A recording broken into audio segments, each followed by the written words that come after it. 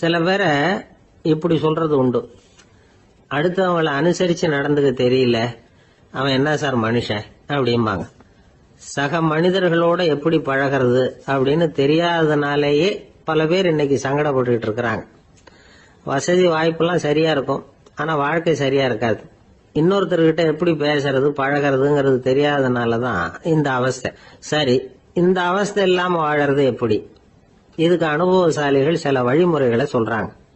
அதெல்லாம் என்னென்னங்கிறத இப்ப தெரிஞ்சுக்குவோம். முதல்ல நம்ம நாக்கு நம்ம கண்ட்ரோல்ல இருக்கணும். வார்த்தைகளை கொட்டிவிட்டு அதுக்கப்புறம் அள்ள முடியாம கடந்து கஷ்டப்படக்கூடாது. எப்படி பேசுறோங்கிறதும் முக்கியம், பேசுறப்ப எப்படி முகத்தை வச்சிருக்கிறோங்கிறதும் முக்கியம். அன்பா பேசினாலும் நல்லா இருக்கும். அப்படி பேசுறப்ப ஆதரவா அவர் தோள் மேல ஒரு கையை போட்டுக்கிட்டு பேசினா இன்னமும் நல்லா இருக்கும். ரெண்டாவது விஷயம், இன்னொருத்தர்கிட்ட பேசுறப்ப வாக்குறுதிகளை அள்ளி வீசக்கூடாது. கொடுக்கற வாக்குறுதி குறைச்சலா இருக்கணும். அப்படி கொடுத்த வாக்குறுதியை கண்டிப்பா நிறைவேற்றணும். நாம ஒருத்தரை பாராட்டுறோம் அல்லது அவரை பத்தி அபிப்பிராயம் சொல்றோம்னா அது ஆக்கப்பூர்வமா இருக்கணும். நம்ம பாராட்டு அல்லது விமர்சனம் அடுத்தவருடைய முன்னேற்றத்துக்கு உதவுறது மாதிரி இருக்கணும். நாம சொல்றதை கேட்டுட்டு அவன் தலையில கையை வச்சுட்டு உட்காந்துடக்கூடாது. எப்பவும் உற்சாகமா இருக்கணும், முகம் அலர்ச்சியா இருக்கணும். மனுஷன் இருந்தா வருத்தம், கவலை, ஏமாற்றம் எல்லாம் இருக்கதான் செய்யும். அதெல்லாம் மனசுல இருக்கட்டும். அந்த வருத்தமும் கவலையும் ஏமாற்றமும் சேர்ந்துகிட்டு நம்ம முகத்துல இருக்கிற மலர்ச்சியை மூடி மறைக்கிறதுக்கு நாம இடம் கொடுத்துடக்கூடாது. எந்த விஷயத்தை பத்தி யாருகிட்ட பேசினாலும் வெளிப்படையா பேசணும், திறந்த மனசோட பேசணும். மூடி மறைச்சி முன்னு மூங்கிட்டு இருக்கக்கூடாது. இன்னொருத்தர்கிட்ட பேசுறப்போ விவாதம் பண்ணுங்க, அது தப்பு இல்லை. ஆனா வாதாடிக்கிட்டு இருக்கக்கூடாது. அதாவது என்ன சொல்றாங்கன்னா, டிஸ்கஸ் பண்ணலாம், ஆர்கியூ பண்ணக்கூடாதான். நம்ம கிட்ட இருக்கிற நல்ல குணங்களை நாம எடுத்து சொல்லிட்டு இருக்கக்கூடாது. அந்த நல்ல குணங்களே நம்மளை பத்தி எடுத்து சொல்லணும், அது மாதிரி நடந்துக்கணும். அதே மாதிரி அடுத்தவங்க கிட்ட உள்ள கெட்ட குணங்களை பத்தி அவசியம் இல்லாம நாம பேச வேண்டியதில்லை. உங்களை பத்தி யாராவது தப்பா பேசுறாங்களா, அப்படி அவங்க பேசுறதுல உண்மை இல்லையா அப்படின்னா அதை நீங்க பொருட்படுத்த வேண்டியதில்லை, விட்டுடலாம். அது தானா போயிடும். ஒரு 4-5 பேரோட பேசிட்டு இருந்தீங்கன்னா எல்லாருக்கும் முக்கியத்துவம் கொடுங்க, யாரையும் அலட்சியப்படுத்தாதீங்க. தமாஷா பேசலாம், ஆனா உங்க தமாஷ் அடுத்தவங்களை கேலி பண்றதா இருக்கக்கூடாது. நமக்கு கிடைக்க வேண்டியது கிடைக்கலையே அப்படிங்கிற தவிப்பு நம்ம கிட்ட இருக்கக்கூடாது, அது தேவையில்லை. உங்க செயல்பாடுகள் தெளிவா இருக்கட்டும், பாராட்டு தானா உங்களை தேடிட்டு வரும். இன்னொரு மனுஷனுடைய மனசுல கௌரவமான ஒரு இடத்த பிடிக்கணும்னா நாம இந்த குணத்தை எல்லாம் நம்ம கிட்ட வளர்த்துக்கணும். இதெல்லாம் அனுபவசாலிகள் சொல்லி இருக்கிற குறிப்புகள். இந்த குறிப்புகளை சரியா புரிஞ்சுக்கணும், அது முக்கியம். தப்பா புரிஞ்சுக்கிட்டா என்ன ஆகும் தெரியுமா? இதை கேளுங்க. ஒருத்தர் வந்தார், சார் அடுத்தவங்க தோள் மேல கைய போட்டுக்கிட்டு அன்பா பேசணும்னு சொன்னீங்க, அப்படிதான் பேசினேன். அவரு முதுக கூட தட்டி கொடுத்தேன், என் வேலை போயிடுது சார், வீட்டுக்கு அனுப்பிச்சுட்டாங்க அப்படின்னார். யாருகிட்ட அப்படி பேசுனீங்கன்னு கேட்டோம். என் முதலாளி கிட்ட சார் அப்படிங்கிறார் ரொம்ப சோகமா. 1816 வருஷம் செப்டம்பர் மாசம் 11ஆம் தேதி பிரான்ஸ் தேசத்துல உள்ள ஒரு மருத்துவமனை. அங்க ஒரு இளம் டாக்டர் கொஞ்ச நாளைக்கு முன்னாடிதான் அந்த ஆஸ்பத்திரியில புதுசா வேலைக்கு சேர்ந்திருக்கிறார். அவரு பேரு ரெனே லெனக். அவரு அன்னைக்கு காலையில அந்த மருத்துவமனையில அப்படியே ரவுண்ட்ஸ் வந்துகிட்டு இருக்கிறார். வார்டுல ஒரு படுக்கையில ஒரு இளம் பெண் படுத்திருக்கிறா. அந்த பொண்ணுக்கு இருதய நோயா இருக்கலாம்ங்கிறது மற்ற டாக்டர்கள் சந்தேகம். அந்த காலத்துல எல்லாம் ஒருத்தருடைய இருதய துடிப்பை தெரிஞ்சுக்கணும்னா நோயாளியின் மார்புல டாக்டர் காதை வச்சு பார்த்துதான் தெரிஞ்சுக்கிறது வழக்கம். ஆனா இந்த பெண்ணும் இளம் பெண், அந்த டாக்டரும் புதுசா சேர்ந்திருக்கிறவர். அதனால பரிசோதனை பண்ண தயங்கினார். கொஞ்ச நேரம் யோசனை பண்ணார். திடீர்னு ஒரு ஞாபகம் வந்தது அவருக்கு. அதாவது அன்னைக்கு விடியற் காலையில தோட்டத்துல அப்படி வாக்கிங் போயிட்டு இருந்தப்போ சின்ன பசங்கள்லாம் ஒரு மரக்கட்டையை வச்சு விளையாடிட்டு இருந்தாங்களாம். அதை அவர் பார்த்திருக்கிறார். அது என்ன விளையாட்டுனா, ஒரு நீளமான மரப்பலகை, அதுல ஒரு முனையில ஒரு பையன் தன்னுடைய காதை வச்சுக்கிட்டு இருக்கிறான், மறுமுனையில இன்னொரு பையன் அந்த மரப்பலகையை ஒரு ஆணியால கீறிட்டு இருக்கிறான். ஒரு முனையில ஆணியால கீறும் பொழுது மறுமுனையில காதை வச்சிருக்கிற பையனுக்கு அந்த சத்தம் துல்லியமா கேட்குது. அந்த டாக்டருக்கு காலையில பார்த்த இந்த விளையாட்டு ஞாபகத்துக்கு வந்துட்டுது. உடனே என்ன பண்ணாரு தெரியுமா? ஒரு நீளமான காகிதத்தை எடுத்தார். அதை அப்படியே உருளை மாதிரி உருட்டினார். ஒரு முனையை அந்த நோயாளியின் மார்புல இடது பக்கம் வச்சார், இன்னொரு முனையில தன்னுடைய காதை வச்சார். என்ன ஆச்சரியம்! நோயாளியின் மார்புல நேரடியா காதை வச்சு கேட்கறத விட துல்லியமா கேட்டது இதய துடிப்பு. இதய துடிப்பு மட்டும் இல்ல, மூச்சு இழுத்து விடுறது, திரவ பொருள்களின் அசைவு எல்லா சத்தமும் தெளிவா கேக்குது. கிரேக்க மொழியில ஸ்டெத்தாஸ் அப்படின்னா மார்பு, ஸ்கோப்பின் அப்படின்னா பார்ப்பதுன்னு அர்த்தம். அதனால டாக்டர் ரெனே லெனக் தான் கண்டுபிடிச்ச கருவிக்கு ஸ்டெத்தஸ்கோப் அப்படின்னு பேர் வச்சார். அவரே முதல் மாடலையும் செஞ்சார். அளவு ரொம்ப பெருசா இருந்தது, சுலபமா எடுத்துட்டு போகிறது கஷ்டம், அது அவ்வளவு கஷ்டமா இருந்தது அது. அதனால அவரே அதை அப்புறம் 2 பிரிவா தயார் பண்ணார். இது 2 துண்டையும் டாக்டர் தன்னோட கோட்டு பாக்கெட்ல வச்சுக்கலாம், தேவைப்படுறப்ப எடுத்து ஒன்னா சேர்த்துக்கலாம். இப்படிதான் அவர் ஆரம்பத்துல பண்ணார். தன்னுடைய இந்த கண்டுபிடிப்பை பத்தி அவர் ஒரு புத்தகம் எழுதினார். நிறைய வித்துது, புகழும் பணமும் சேர்ந்தது. பணமும் புகழும் சேர்ந்தது மாதிரியே அவருக்கு ஒரு நோயும் சேர்ந்தது. அது என்ன நோயின்னு கண்டுபிடிக்கிறதுக்கும் அவரு கண்டுபிடிச்ச கருவிதான் உபயோகப்பட்டுதான். அவரே அதை கண்டுபிடிச்சார். அவருக்கு வந்திருந்தது காச நோய். 1826ஆம் வருஷம் ஆகஸ்ட் மாசம் 13ஆம் தேதி உலகத்தின் முதல் ஸ்டெதஸ்கோப்பை கண்டுபிடிச்ச டாக்டர் ரெனே லெனக் காலமானார். அவர் சாகிறதுக்கு முன்னாடி மரத்தால செஞ்சு வச்சிருந்த ஸ்டெதஸ்கோப்பை தனக்கு வேண்டியப்பட்ட ஒரு டாக்டர் கிட்ட கொடுத்து, என்னுடைய சொத்துக்கள்லயே ரொம்ப வசந்தது அப்படின்னு சொன்னாராம். அதுக்கப்புறம் 3 வெள்ளைக்காரங்க சேர்ந்து இந்த கருவியில சில மாற்றங்களை பண்ணாங்க. ஆனா 1829 லண்டன்ல டாக்டர் நிக்கோலஸ்ங்கிறவர் ஒரு காதால இதய துடிப்பை கேட்கறத விட டாக்டர் 2 காதாலையும் கேட்கறது தான் சரியா இருக்கும் அப்படின்னு ஒரு கருத்தை வெளியிட்டார். அதுக்கப்புறம் ரொம்ப காலம் கழிச்சு 1852 ஜார்ஜ் காமான் அப்படிங்கிறவர் ரப்பர் டியூபுகளை உபயோகப்படுத்தி 2 காதாலையும் கேட்கற மாதிரி ஒரு புதிய வடிவத்தை அதுக்கு கொடுத்தார். அதுக்கு பிறகு அது படிப்படியா எவ்வளவோ மாற்றங்கள் இருந்தாலும் ஆரம்பத்துல டாக்டர் ரெனே லெனக் உருவாக்கின அடிப்படை மாடலை யாரும் மாத்தி அமைக்கலைங்கிறது தான் முக்கியமான விஷயம். நமக்கு தெரிஞ்ச ஒரு ஆஸ்பத்திரி, அதுல ஒரு நோயாளி, காலை நேரத்துல நர்ஸு அந்த பக்கமா போயிட்டு இருந்தாங்க. அதை பார்த்துட்டு ஒரு நர்ஸுன்னு கத்துறாரு. நர்ஸ் அவசரமா ஓடி என்ன விஷயம்னு கேட்டாங்க. சிஸ்டர், இங்க பாருங்க, உங்க டாக்டரை என் நெஞ்சில ஒரு காதை வச்சு கேட்டுக்கிட்டு இருக்கிறார் அப்படின்னார் நோயாளி. சிஸ்டர் பதட்டப்படாம, அதனால என்ன, இந்த டாக்டர் பழமையான விஷயங்கள்ல ரொம்ப நம்பிக்கை உள்ளவர், அதனால ஸ்டெதாஸ்கோப்பை உபயோகப்படுத்தாம காதை வச்சு கேட்கிறார், அது ஒன்றும் தப்பு இல்லை அப்படின்னாங்களாம். ஐயோ, அதுக்காக இல்லை சிஸ்டர், இவர் என் நெஞ்சு மேல தலையை வச்சது நேற்று ராத்திரி 9 மணி, இப்ப விடிஞ்சு போச்சு, இன்னமும் தலையை எடுக்கவே இல்லை, அதுக்காக தான் சந்தேகப்பட்டு உங்களை கூப்பிடுறேன் அப்படின்னாராம். ஒரு ஊர்ல ஒரு இளைஞன் இருந்தான். ஒரு நாள் அவன் ஒரு குருவை தேடிட்டு புறப்பட்டான். ஊரை விட்டு வெளியில போனான். போகிற வழியில ஒரு காடு. அந்த காட்டுல ஒரு மரத்தடியில ஒரு பெரியவர் உட்கார்ந்துருக்கிறார். அமைதியா மௌனமா அவர் அமர்ந்திருக்கிறார். இந்த பெரியவரை விசாரிக்கலாம், குருவை தேடி கண்டுபிடிக்கிறதுக்கு இவர் ஏதாவது ஒரு வழி சொல்லி கொடுப்பார் அப்படின்னு நினைச்சுக்கிட்டு அவரை நெருங்கினான்.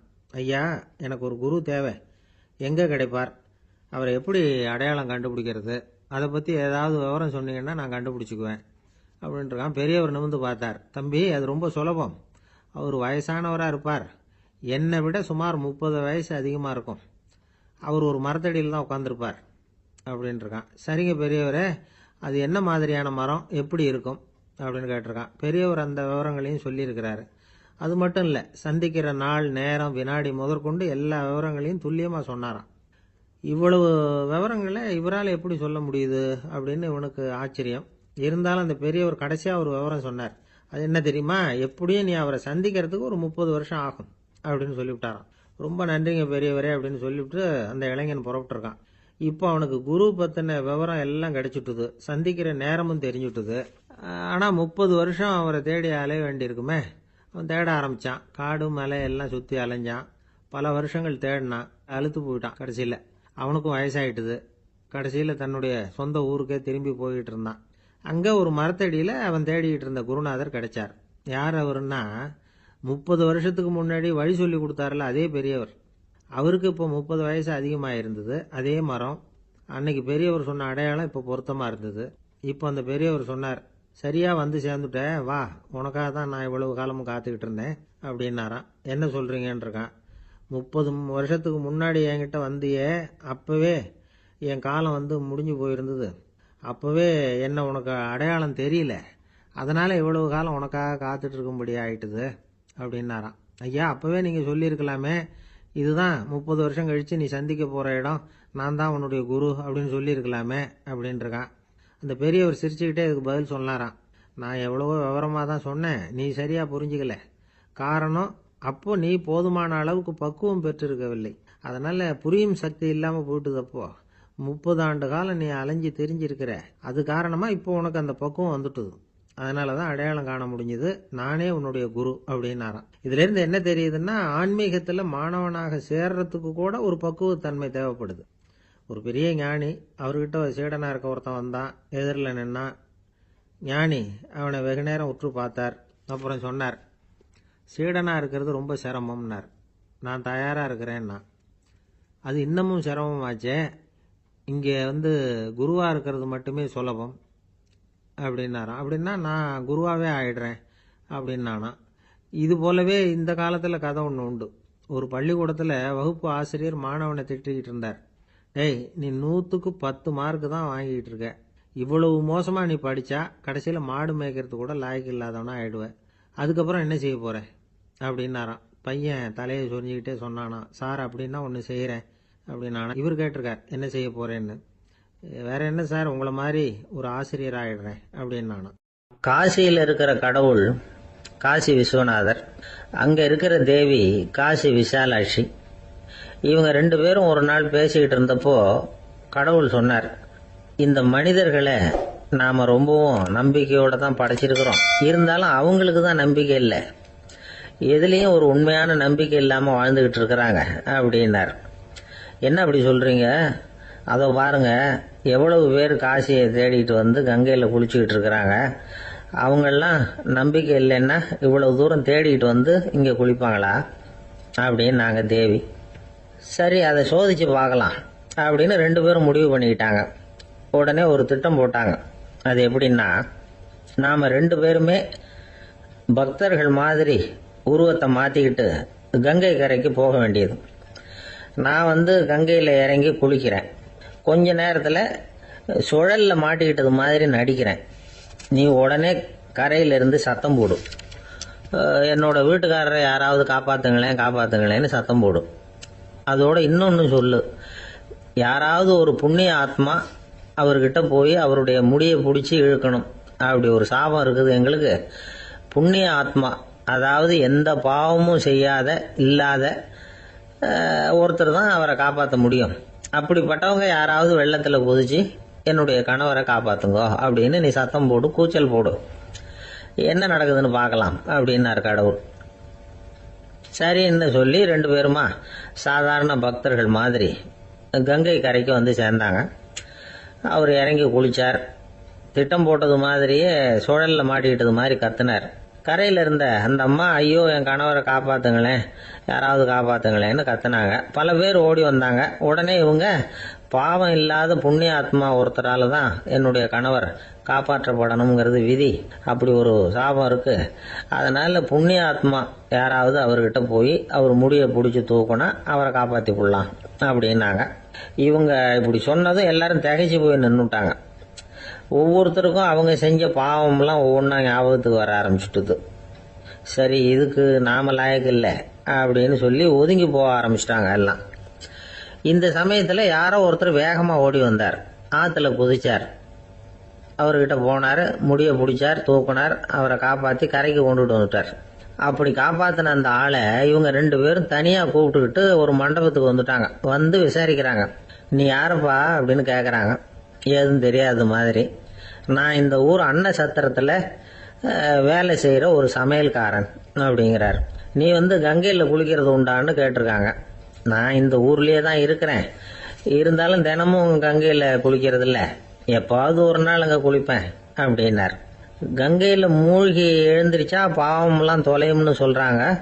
அப்படி இருக்கிறப்போ அங்கே இன்னைக்கு கங்கையில் குளிச்சுக்கிட்டு இருக்கிறவங்கெல்லாம் தங்களை புண்ணிய ஆத்மாவா நினைக்கல. கங்கையில் குளிக்காத நீ உன்னை புண்ணிய ஆத்மாவா நினைச்சி என்னை காப்பாற்ற வந்திருக்கிற, அது எப்படி அப்படின்னு கேட்டார். அதுக்கு அந்த ஆள் சொல்றான், கங்கையில் குதிச்சதுக்கு அப்புறம் தானே உங்களை காப்பாற்ற போறோம். அப்படி குதிக்கும் பொழுது என்னுடைய பாவம்லாம் போயிருக்கும்ல, நான் புண்ணிய ஆத்மாவா ஆயிருப்பேனே, அதனாலதான் துணிஞ்சு உங்களை காப்பாத்தினேன் அப்படின்னா. கடவுளும் தேவியும் அவனுக்கு காட்சி கொடுத்தாங்களாம். இப்படி ஒரு கதை உண்டு. அதாவது கங்கையில குளிச்சுக்கிட்டு இருக்கிறவங்களுக்கே தங்களுடைய பாவம் போகுங்கிற நம்பிக்கை பரிபூர்ணமா இல்லை. குளிக்காத ஒருத்தனுக்கு அந்த நம்பிக்கை இருந்தது. அதனால அவனால கடவுளை பார்க்க முடிஞ்சது. கடவுளை நாமளும் பார்க்க முடியுமா முடியாதா அப்படிங்கிற குழப்பம்லாம் நமக்கு வேண்டியதில்லை. நம்பிக்கையோட வாழணுங்கிற உண்மையை மட்டும் இந்த கதையிலேருந்து புரிஞ்சுக்கிட்டா போதும். ஏன்னா இந்த கதையை கேட்டுட்டு ஒரு நண்பன் குதர்க்கமா ஒரு கேள்வி கேட்டான். ஏன் சார், கங்கையில் குளிச்சா பாவம் போயிடும்னு சொல்றீங்களே, நான் எனக்கு வேண்டாத ஒருத்தனை அழைச்சிட்டு போய் கங்கையிலேயே தள்ளி விட்டுட்டு அதுக்கப்புறம் அங்கேயே முழுக்க போட்டுட்டு நான் செஞ்ச பாவத்தை அதுலேயே கழுவி விட்டுட்டு மறுபடியும் உங்ககிட்ட வந்துடுறேன்னு வச்சுக்கோங்க, நீங்கள் என்னை புண்ணிய ஆத்மான்னு ஏற்றுக்குவீங்களா அப்படிங்கிறான். ஆள் கொஞ்சம் அசந்தான் நம்மளே அங்கே அழைச்சிட்டு போனாலும் போயிடுவான். ஒரு மனுஷனுக்கு 3 விதத்தில் கர்வம் உண்டாகிறதுக்கு வாய்ப்பு உண்டு. பணம், பதவி, புகழ்.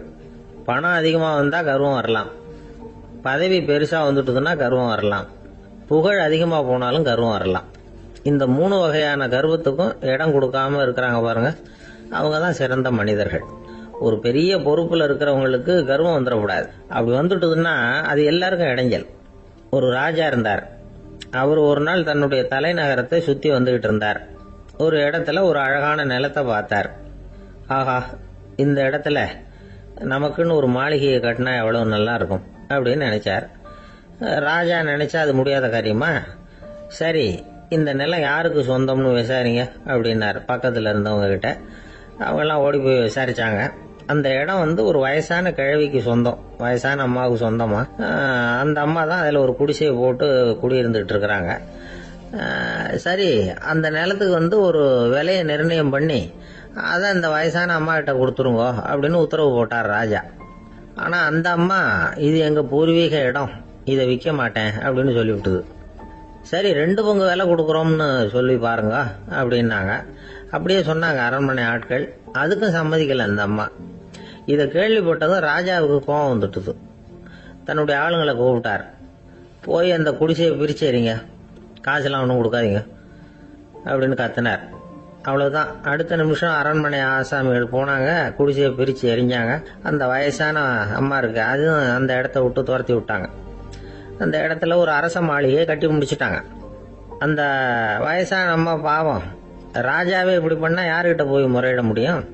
ஒரு ஞானி இருந்தார், அவர்கிட்ட போய் சொன்னாங்க. அவரு இவங்க சொன்னதை கேட்டு மனசில் வச்சுக்கிட்டார். ஒரு நாள் அந்த ராஜாவே இந்த ஞானியை கூப்பிட்டார். புதுசாக ஒரு மாளிகை கட்டியிருக்கிறேன், வந்து பாருங்கன்னு. சரின்னு சொல்லி இந்த பெரியவர் ஒரு நாள் இந்த மாளிகைக்கு போனார். சும்மா போகல, ஒரு கழுதையையும் ஓட்டிக்கிட்டு போனார். கொஞ்சம் சாக்குகள், வெத்து சாக்கு, அதையும் எடுத்து கழுதை முதுகில் போட்டு கழுதையை ஓட்டிக்கிட்டு போகிறார். ராஜா பார்த்தார். அவருக்கு இது ஆச்சரியமாக இருந்தது. என்ன இது, மாளிகைக்கு வந்துட்டு போங்கன்னு கூப்பிட்டா கழுதை சாக்கு இதெல்லாம் கொண்டு வராரு, ஒன்றும் புரியலையேன்னு நினைச்சார். எதுக்காக இதெல்லாம்னு கேட்டார்.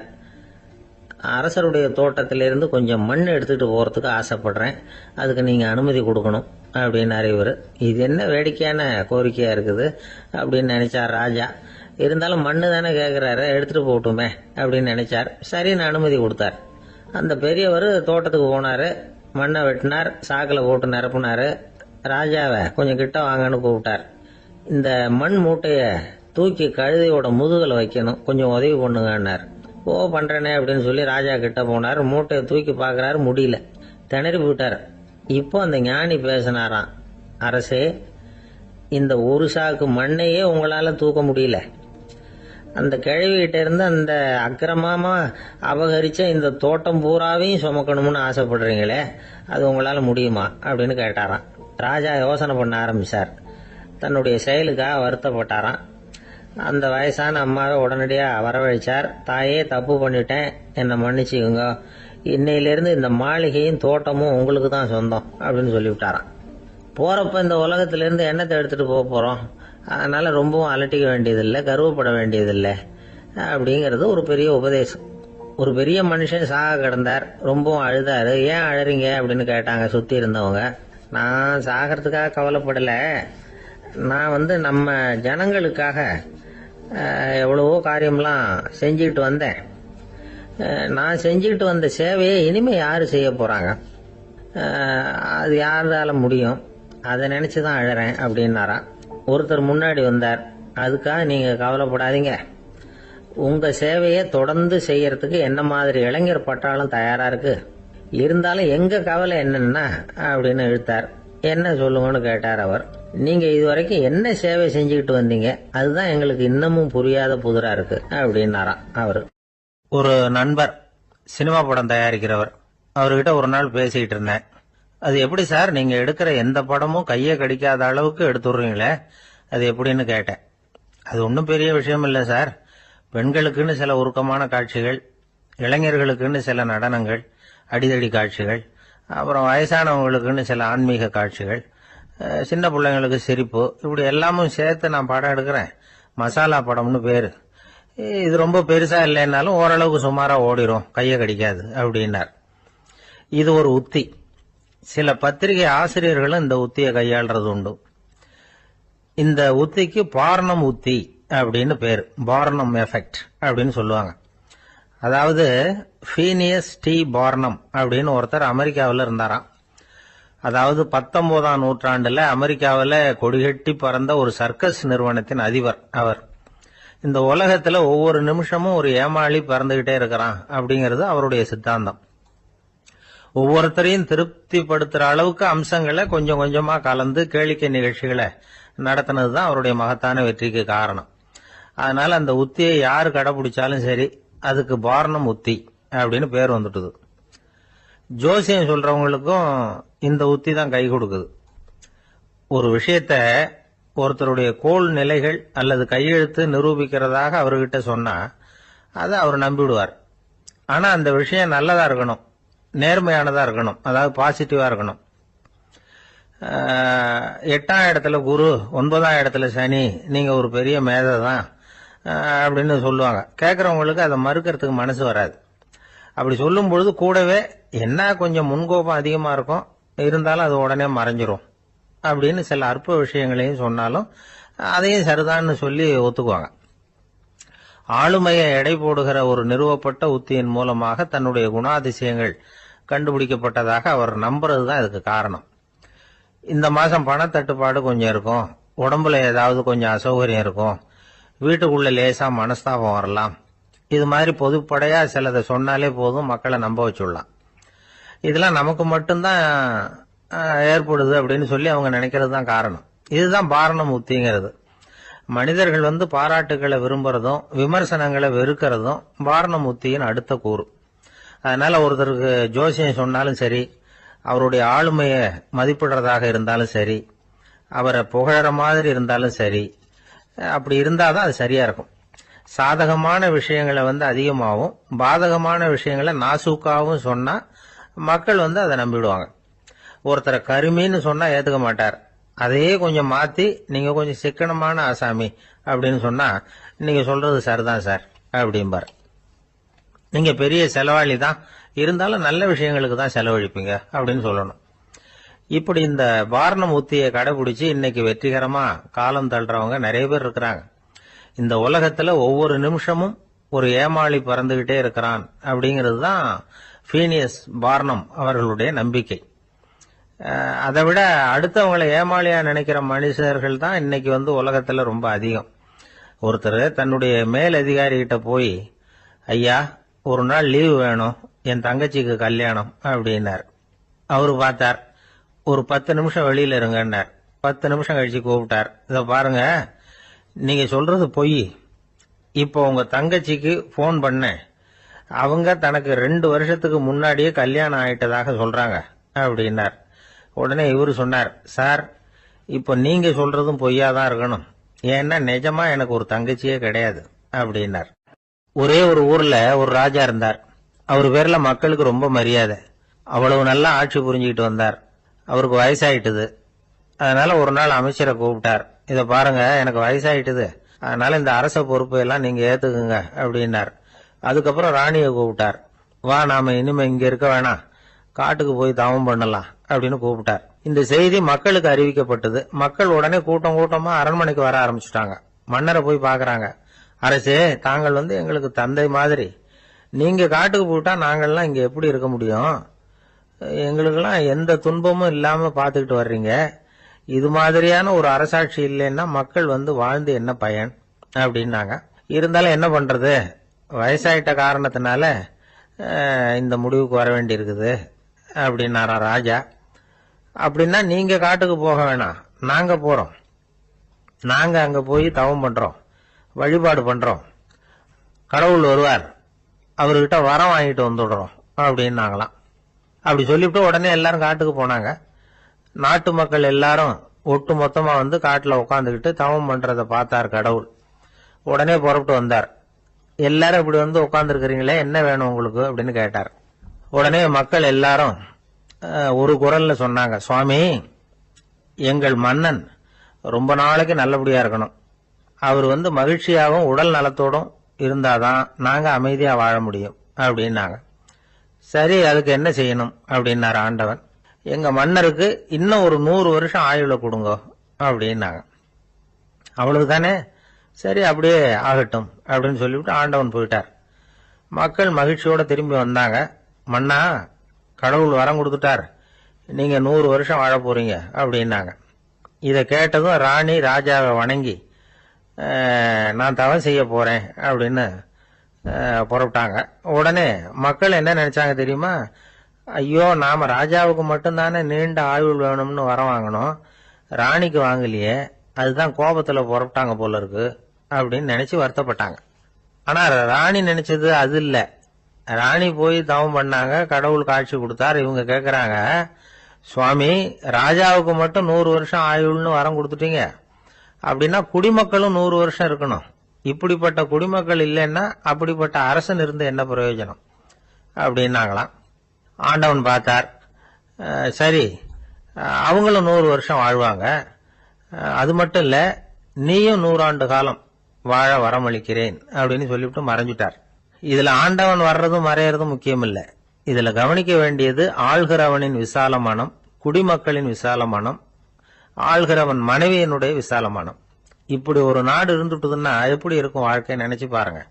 அதனாலதான் பெரியவங்க எல்லாம் சொல்றாங்க, இதய வாசல் திறந்தே இருக்கணும், இதயத்தின் கதவுகளை மூடாதீங்க அப்படின்னு சொல்லுவாங்க. என்கிட்ட ஒருத்தர் சொன்னார், என்னுடைய இதய வாசல் எப்பவும் திறந்தே தான் இருக்குதுன்னார். எதனால் அப்படி சொல்றீங்க அப்படின்னு கேட்டோம். டாக்டரே சொல்லிவிட்டார், என்னுடைய இதயத்துல ஒரு ஓட்டை இருக்குது அப்படின்னு, வாழ்வு சரியில்லையா அப்படிங்கிறார். ராமகிருஷ்ணர் வாழ்ந்த காலத்துல நடந்த ஒரு நிகழ்ச்சி இது. அப்போ ஒரு ஓவியர் இருந்தாராம். அவருக்கு ஒரு ஆசை, ராமகிருஷ்ணர் படத்தை வரையணும், அதை அவர்கிட்டயே கொண்டுட்டு போய் காட்டி அபிப்பிராயம் கேட்கணும். இதுதான் அந்த ஓவியரின் ஆசை. உடனே ராமகிருஷ்ணர் படத்தை வரைஞ்சி முடிச்சார். அதை எடுத்துக்கிட்டு போனார். இவர் போன சமயம் அங்க ராமகிருஷ்ணர் சீடர்களோட உட்கார்ந்துருக்கிறார். விவேகானந்தர் அங்க இருக்கிறார். இந்த ஓவியர் கொண்டுகிட்டு போய் தான் வரைந்த ஓவியத்தை அவர்கிட்ட காட்டினார். ராமகிருஷ்ண பரமஹம்சரின் ஓவியத்தை ராமகிருஷ்ணர்கிட்டயே காட்டுறார். ராமகிருஷ்ணர் என்ன பண்ணார் தெரியுமா? அந்த படத்தை பார்த்தார். உடனே அது காலை தொட்டார். குருதேவருடைய இந்த செயல் சீடர்களுக்கு ரொம்ப வியப்பை உண்டு பண்ணிச்சு. சில பேர் மனசுக்குள்ளேயே ரொம்ப குழம்பி போக ஆரம்பிச்சுட்டாங்க, என்ன இப்படி பண்றாருன்னு. என்ன இது அவரோட படம், அவரே அவரோட படத்தின் காலை தொடுறார் அப்படின்னு யோசிச்சாங்க. சில பேர் ஒன்னும் புரியாம ஒருத்தர் பார்த்து சிரிச்சுக்கிட்டாங்க. அந்த இடத்துல சீடர்கள் மட்டும் இல்ல, சீடர் அல்லாத பல பேர் இருந்தாங்க. தன்னுடைய காலை தானே தொடர இவருடைய செயல் பற்றி என்ன நினைக்கிறது அப்படின்னு அவங்களும் குழம்பி போய் நிக்கிறாங்க. அந்த படத்தை வரைஞ்சி அவர்கிட்ட காட்டின அந்த ஓவியருக்கும் அதிர்ச்சி. இருந்தாலும் அவர் சீடர் கிடையாது, அதனால கொஞ்சம் துணிச்சலை வர வச்சுக்கிட்டு கேட்டார், என்னங்க இது, என்னால என்னுடைய கண்களையே நம்ப முடியல, இது உங்க சொந்த உருவப்படம், நீங்க உங்க சொந்த கால்களையே தொடறீங்க, இது எங்களுக்கு கொஞ்சம் சங்கடமா இருக்குதே அப்படின்னார். ராமகிருஷ்ணரின் கண்கள்ல ஆனந்த கண்ணீர் வழிஞ்சுதான். அவர் சொன்னாராம், இது என்னோட படம்ங்கிறது எனக்கு தெரியும், ஆனா இது என்னோட படம்ங்கிறதுனால நான் இதோட காலை தொடல, நீ என்னுடைய சமாதி நிலைய இந்த படத்துல படம் பிடிச்சு காட்டியிருக்கிற, அதனால அதோட காலை தொடறேன். சமாதி நிலையில யார் இருந்தாலும், அது என்னுடைய படமா இருந்தாலும் சரி அல்லது வேற யாருடைய படமா இருந்தாலும் சரி, படம் யாருதுங்கிறது முக்கியம் இல்ல. இதுல எது முக்கியம்னா அது தன்னை உணர்ந்த ஒரு உணர்நிலையின் படம். அப்படி இருக்கிறப்போ அதோட காலை நான் தொடணும். அதுக்கு நீங்க எல்லாரும் ஏன் சங்கடப்படுறீங்கன்னு எனக்கு தெரியல அப்படின்னாராம். இப்பதான் அங்க இருந்து சீடர்களுக்கும் மற்றவங்களுக்கும் விவரம் புரிஞ்சுதான். இதுக்கு முன்னாடி யாரும் செய்யாததை இவர் செஞ்சிருக்கிறார், ஆனா அவருடைய காரணம் ரொம்ப நியாயமானது அப்படிங்கறத உணர்ந்தாங்களாம். இதுவரைக்கும் ஆன்மீகத்துல சமாதி நிலை, அதாவது தன்னை உணர்ந்த நிலை பற்றி புரிஞ்சுக்கிட்டோம். இல்லறத்துல ஏற்படக்கூடிய சமாதி நிலை பற்றி உங்களுக்கு தெரியுமா? ஒரு அம்மா டாக்டர் கிட்ட வந்து சொன்னாங்களாம், டாக்டர், என் வீட்டுக்காரருக்கு உடம்புல ஏதோ கோளாறுன்னு நினைக்கிறேன். நான் எவ்வளவு நேரம் பேசினாலும் காதுல விழாத மாதிரி உட்கார்ந்துருக்கிறார் அப்படின்னு ஆகலாம். அதுக்கு அந்த டாக்டர் சொன்னாராம், அம்மா, அது உடம்பு கோளாறு இல்ல, அது ஒரு பெரிய திறமை அப்படின்னாராம். ஒரு கடற்கரை ஓரம், அங்க ஒரு சின்ன கிராமம். அந்த கிராமத்துல ஒரு சின்ன பள்ளிக்கூடம்.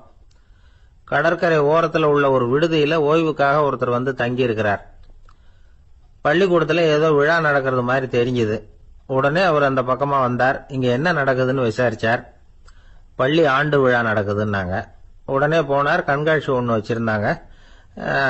உள்ள போய் பார்த்தார். பள்ளிக்கூடத்துல படிக்கிற மாணவர்களே சொந்தமா தயார் பண்ண பொருள்களை காட்சிக்கு வச்சிருக்கிறாங்க. அந்த ஊர் மக்கள்லாம் அதை கூட்டம் கூட்டமா போய் பார்த்துக்கிட்டு இருக்கிறாங்க. இவரும் ஆர்வமா அதையெல்லாம் பார்த்துக்கிட்டே போறார். ஒரு இடத்துல ஒரு சின்ன ரயில் செஞ்சு வச்சிருந்தாங்க, மாணவர்களே தயார் பண்ணது. மின்சாரத்தால் அது ஓடுறது மாதிரி பண்ணி வச்சிருந்தாங்க. அதுல ஒரு சின்ன பொத்தான் இருக்கும், அது அமுக்குனா ரயில் ஓடும், சுத்தி சுத்தி வரும். மாணவர்கள் எதிரில் நின்று அதுக்கு விளக்கம் கொடுத்துக்கிட்டு இருக்கிறாங்க. இவரு அதை கவனிச்சார்.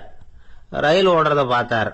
அங்க நின்றுகிட்டு இருந்த மாணவர்கள் கிட்ட விளையாட்டா கேட்டார், ஏப்பா இந்த ரயில் எதனால ஓடுது அப்படின்னு கேட்டார். இவரு சக்தியினால ஓடுது அப்படின்னாங்க மாணவர்கள். அது என்ன சக்தின்னு கேட்டார். அதுக்கு பேரு மின்சாரம் அப்படின்னாங்க. சரி, நீங்க மின்சாரத்தை பார்த்துருக்கிறீங்களா அப்படின்னார். நாங்க பார்த்தது இல்லைங்க, ஆனா இதை செய்யறதுக்கு எங்களுக்கு உதவி பண்ண ஆசிரியர் ஒரு பட்டதாரி, ஒரு காலம் அவர் பார்த்துருக்கலாம் அப்படின்னாங்க. அவர் எங்க இருக்காருன்னு கேட்டார். இதோ அழைச்சிட்டு வர்றோம்னு ஓடினாங்க. அவர் அழைச்சிட்டு வந்தாங்க. அவர்கிட்ட ஒரு பெரியவர் கேட்டார், மின்சாரத்தை நீங்க பார்த்துருக்கிறீங்களா அப்படின்னு. மின்சாரத்தை பார்க்கறதாவது நான் பார்த்ததே இல்லை. நான் பார்த்தது அது செயல்படுற விதத்தை தான்.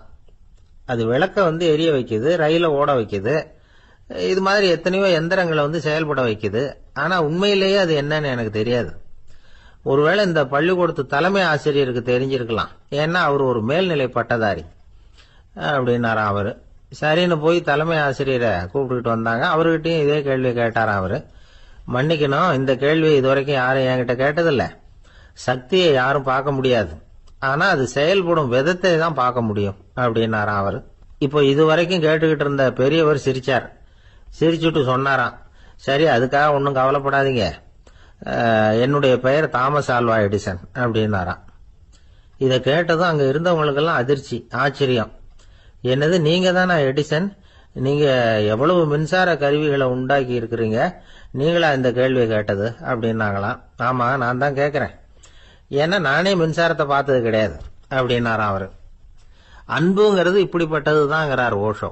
அன்புங்கிறது நம்ம உடற்கூறு அமைப்புல இல்ல, அது நம்ம உடம்புல உள்ள சுத்த சக்தியின் வெளிப்பாடு. அதை உணரத்தான் முடியுமே தவிர பார்க்க முடியாது. அன்பே உன்னை வந்து நான் என் இருதயத்துல வச்சிருக்கிறேன் அப்படின்னு எல்லாம் சொல்லுவான். இதெல்லாம் சும்மா. இது வந்து டாக்டர்கள் சொல்ற இருதயம் கிடையாது. அது வந்து ரத்தத்தை தள்ளுகிற ஒரு கருவி, அவ்வளவுதான். ஞானிகள் சொல்லுகிற இதயம் வேற, அது கண்ணுக்கு புலப்படாத ஒரு சக்தி. என்னுடைய இதயம் ரொம்ப விசாலமானது சார் அப்படின்னார் ஒருத்தர். அப்படிங்களான்னு ரொம்ப மரியாதையா, ஆமாங்க, டாக்டர் அப்படிதான் சொல்றார், கொஞ்சம் வீங்கி போய் பெருசா இருக்குதான் அப்படின்னார். ஒரு அரசன், அவனுக்கு வயசாயிட்டுது. அதனாலேயே இந்த கவலை, பயம் எல்லாமும் அதிகமாயிட்டுது. மரண பயம், ராத்திரியில சரியா தூங்க முடியல, இப்படி ஆயிட்டுது நிலைமை. அந்த அரசன் ஏற்கனவே எப்படின்னா, போர்க்களங்கள்ல எத்தனையோ பேரை ஓட ஓட விரட்டி இருக்கிறான்.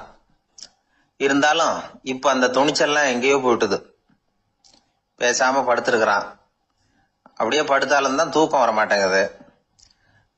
என்ன பண்ணலாம்னு யோசிச்சான் இந்த மன்னன். உடனே எல்லா அமைச்சர்களையும் கூப்பிட்டான். எனக்கு வந்து நிம்மதி இல்லை, எதை நினைச்சாலும் பயமா இருக்கு, எனக்கு ஒரு ஆலோசனை சொல்லுங்க அப்படின்னா. என்ன ஆலோசனை வேணும் அப்படின்னு சொல்லி கேட்டாங்க. எனக்கு ஒரு நெருக்கடியான சந்தர்ப்பம் ஏற்பட்டு போச்சுன்னு வச்சுக்கோங்க.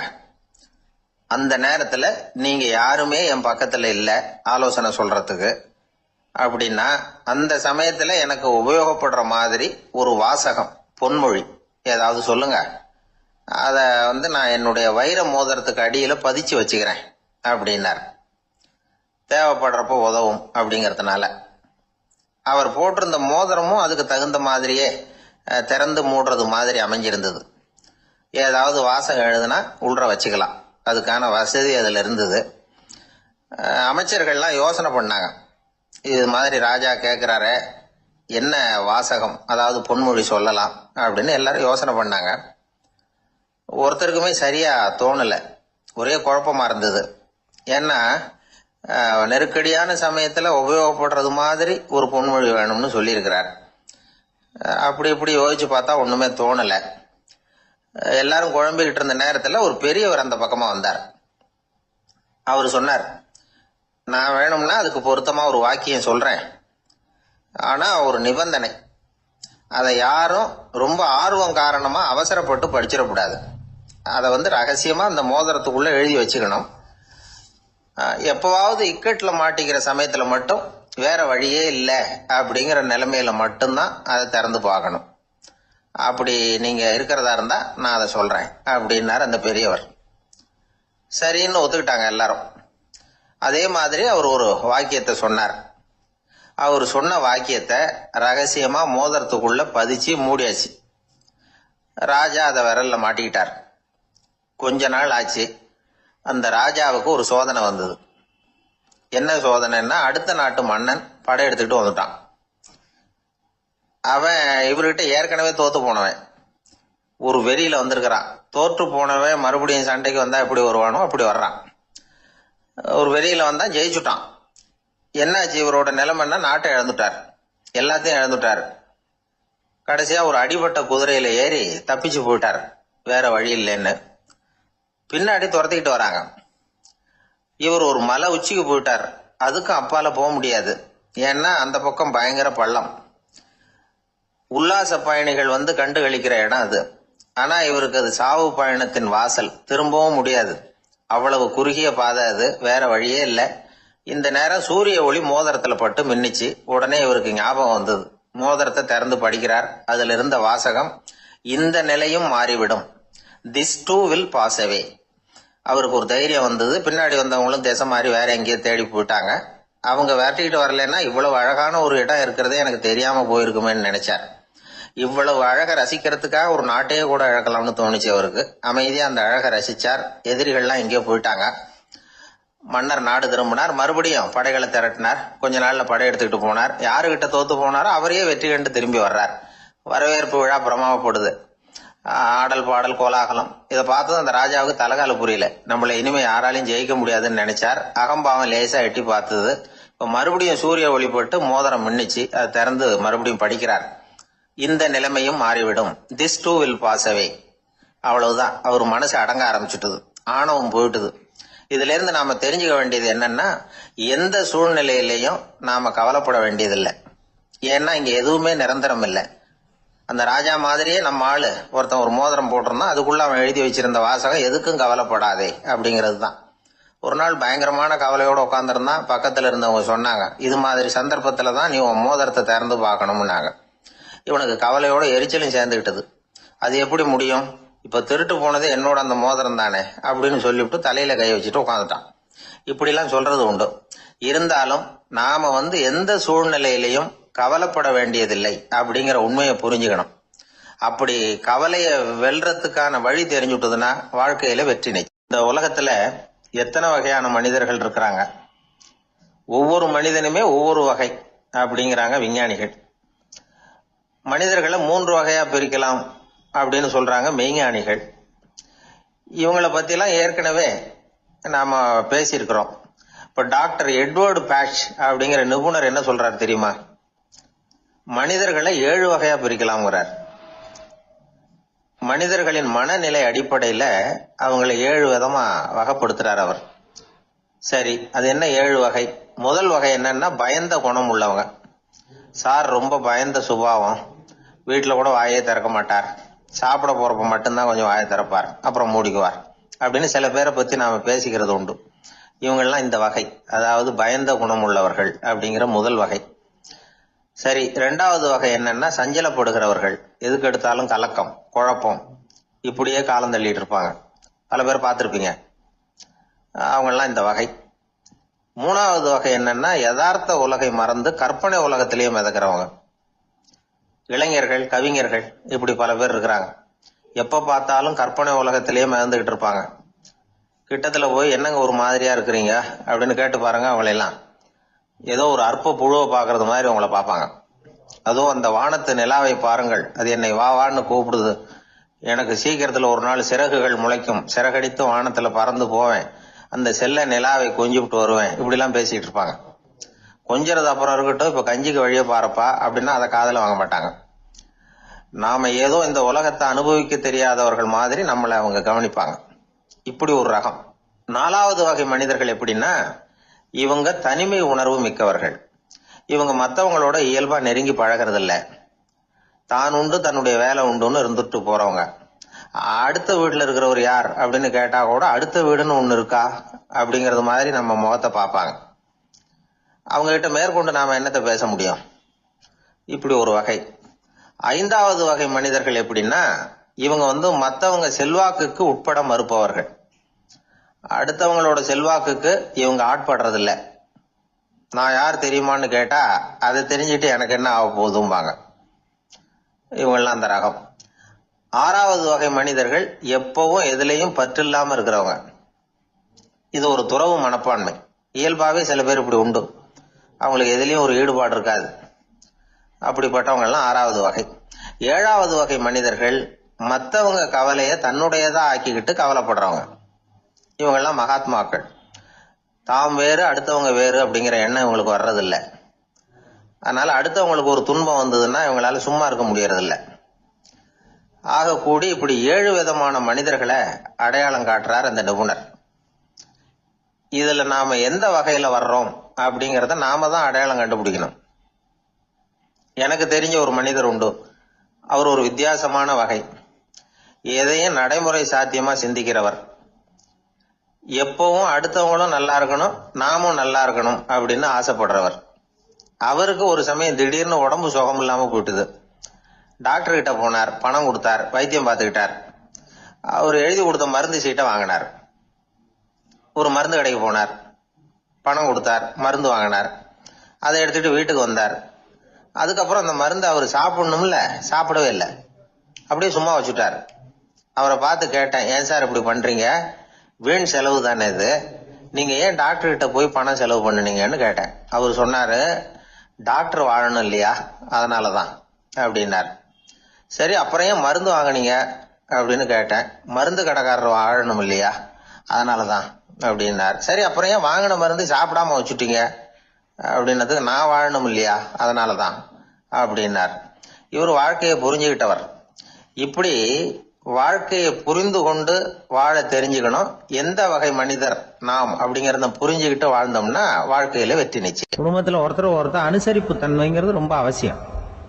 கணவன் மனைவின்னா அனுசரிச்சு போகணும்னு சொல்லுவாங்க. அதாவது ஒரு கணவன், அதுக்காக தான் அந்த காலத்துல எல்லாம் ஒரு வீட்டுக்கு மாப்பிள்ளை தேடுறதுங்கிறது ஒரு பெரிய குடும்பத்தை நிர்வகிக்கிற அளவுக்கு ஒரு கணவனா வரக்கூடிய எப்படி இருக்கணும் அப்படின்னா, அந்த காலத்துல புலி வேட்டைக்கு போகணும். ஒரு பொண்ணுக்கு மாப்பிள்ளை தேடுறதுன்னா நம்ம தமிழ் பழக்கம் என்னன்னா, காட்டுக்கு போய் ஒரு புலியை வேட்டையாடிட்டு வரணும். அந்த புலி பல்லு அல்லது நகத்தை கொண்டுட்டு வரணும் அந்த இளைஞன். அதை வீட்டில் கொடுப்பான். அதை தான் கட்டி அதை இதாக கட்டுவாங்க, மாலையாக போடுவாங்க, தாலியாக கட்டுவாங்க. அதாவது வீரம் இருக்கா பையனுக்குன்னு பார்ப்பாங்க. ஒரு பொண்ணு வேணும்னா நீ முதல்ல வீட்டுக்கு பொண்ணு கேட்க போகக்கூடாது, காட்டுக்கு போகணும், போய் புலியை கொண்டு வா, அதுக்கப்புறம் தான் உனக்கு பொண்ணு அப்படின்னு சொல்லுவாங்க. இப்போவெல்லாம் ஏன் போறது இல்லைன்னா, இப்போலாம் ஒருத்தனை காட்டுக்கு போய் புலி பல் கொண்டு வரனா புலி தான் மாப்பிள்ளையா வரும். அதனாலதான் இப்போ போறதில்லை யாரும் காட்டுக்கு. அப்போ பெண்களும் ரொம்ப வீரமா இருந்தாங்க. பெண்கள் மூலம் அந்த காலத்துல எப்படின்னா, முறத்தாலேயே புலியை துரத்துவாங்களாம். நம்ம பழைய பாட்டுல எல்லாம் பார்த்திருப்பீங்க, முறத்தால புலியை விரட்டினாங்கன்னு வரும் பழைய பாட்டு. அந்த அளவுக்கு பெண்களுக்கு வீரம். இப்போ கல்யாணம் ஆகி இந்த காலத்துல ஒரு கணவனை விரட்டிட்டு வந்தாங்களாம் முறத்தை எடுத்துக்கிட்டு. ஒரு மனைவி, அவன் பயந்துட்டு வெளில ஓடி வரான். பின்னாடி முறத்தை எடுத்துட்டு அந்த அம்மா ஓடி வருது. இவனை தனியா பிடிச்சி கொண்டு போய், என்னப்பா இந்த மனைவிட்டு இப்படி பயந்து ஓடி வரிய, முறத்தால துரத்துறா இப்படி வரிய அப்படின்னு. அவன் அப்படியே தடுமாறிக்கிட்டு, அதெல்லாம் ஒண்ணும் இல்லை, அவன் என்ன புலியா நினைக்கிறா, அப்படின்னு ஒரு பெருமையா சொல்லிட்டானா. அந்த காலத்துல புலியை தான் முறத்தால விரட்டினாங்க, இப்போ புருஷனை விரட்டுறாங்க அப்படின்னு சொல்லி. அப்படி அந்த காலத்துல கணவனுக்கு ஒரு குடும்பத்தை நிர்வகிக்கிற திறமை இருக்கா, உடல் வலிமை தான் முக்கியம். இப்ப கூட மதுரை பக்கத்துல ஐயாவுக்கு தெரியும், அந்த இளவட்டக்கல்லுன்னு ஒரு ஊருக்கு ஊர் எல்லையில கிடக்கும். ஊர் எல்லையில ஒரு பெரிய கல் கிடக்கும். அந்த ஊருக்கு பொண்ணு கேட்க போறவங்க அந்த கல்லை தலைக்கு மேல தூக்கி காட்டணும். அப்படியே தூக்கி தலைக்கு மேல வசதி கீழே போடணும். அந்த வலு இருந்தாதான் நீங்க அந்த ஊருக்குள்ளேயே போகலாம், பொண்ணு கேட்கறது போகலாம். இல்லைன்னா நீ திரும்பி போக வேண்டியதான். அந்த வலிமை இருக்கா மாப்பிள்ளைன்னு பாக்குறாங்க. இளவட்டக்கல்லுன்னு பேரு. அப்ப என்ன பண்ணாங்கன்னா, ஒரு 1000 வருஷத்துக்கு முன்னாடி அந்த கல்லை தலைக்கு மேல தூக்கி கீழே போடுவாங்களாம். ஒரு 500 வருஷத்துக்கு முன்னாடி அப்படி கொஞ்சம் தூரம் இடுப்பு அளவுக்கு தூக்கி கீழே போட்டுக்கிட்டு இருந்திருக்கிறாங்க. அதுக்கப்புறம் ஒரு 100 வருஷத்துக்கு முன்னாடியெல்லாம் அப்படி முழங்கால அளவுக்கு அப்படி தூக்கி போட்டா போறோம்னு வச்சிருந்தாங்களாம். இப்ப நான் அந்த ஊருக்கு என் கூட பழனிசாமின்னு ஒருத்தர் இருக்காரு. அவர் போய், உனக்கு எப்படிப்பா இந்த ஊர்ல கல்யாணம் ஆச்சு அப்படின்னா, இப்போலாம் நாங்க தொட்டு கும்பிட்டா போறோம், அதை அசைக்கிறது கூட இல்லை. அப்படி ஆயிட்டுது. ஒரு குடும்பத்தை கணவனா வரப்போறவனுக்கான தகுதி அந்த காலத்துல அப்படி இருந்துதான். அப்படி கணவன் தேர்ந்தெடுக்கிறது, குடும்ப தலைவனை தேர்ந்தெடுக்கிறது ஒரு பெரிய காரியம். ஒரு பெரிய செல்வந்தர் போட்டி வச்சாராம். ஒரு நீச்சல் குளம், அதுல யார் வேணாலும் குதிச்சு அந்த பக்கம் போய் கரையேறலாம். அந்த நீச்சல் குளத்துல விஷப்பாம்புலாம் கிடக்கு. யாரு துணிஞ்சி அந்த விஷப்பாம்பு இருக்கிற குளத்துல குதிச்சு அந்த பக்கம் போய் கரையேறானோ அவனுக்கு ஒரு 100 ஏக்கர் நிலம் கொடுப்பேன். அது வேண்டான்னா ஒரு 1000 ஆடு கொடுப்பேன்.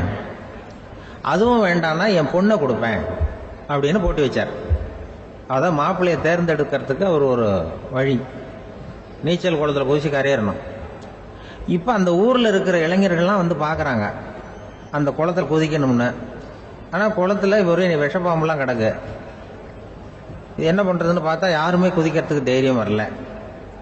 திடீர்னு ஒருத்தன் துணிஞ்சு குதிச்சான். படபடன்னு அடிச்சுட்டு போய் அந்த பக்கம் கரையேறிட்டான்.